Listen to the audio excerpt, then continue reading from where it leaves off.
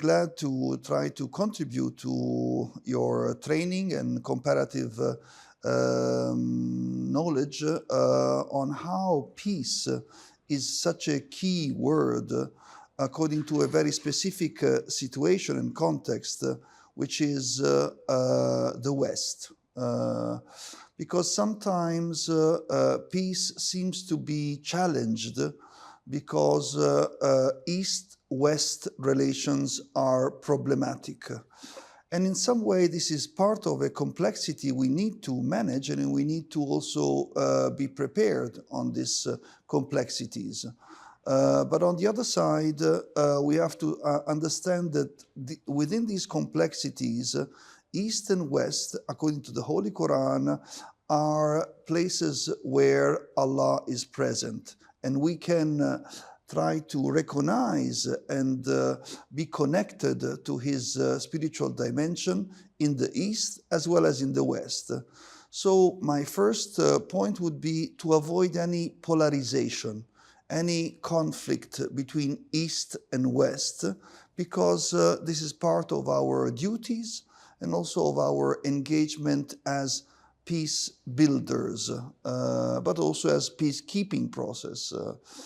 And the other question is, the West sometimes is linked to modernity, while the East is linked to tradition. And again, there is a misleading polarization where sometimes tradition is against modernity. And it's completely wrong, because tradition, etymologically, means something that is linking the roots to the developments in societies, according to civilizations, and according to communities.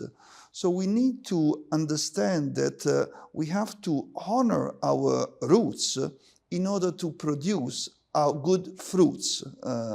And tradition is exactly this legacy, this background, this opportunity to link former generations to the next generations. And this is where the youth and the youth ambassadors, the youth peace ambassadors of ICESCO play a central role, because you are the leaders of this, but also the future generation. And so we need to work together to link the tradition of peacekeeping, the tradition of a vision that is for living together, respecting each other, diversities, complexities, but also the possibility of a universal development of mankind in the context of contemporary society, in the East as well as in the West, in what can be a rural dimension or what can be a metropolitan dimension. So in all fields of society, the challenges for inner and outer peace are very relevant. And the point I would probably try to develop is how multicultural and interreligious dialogue and cooperation can play a very key role.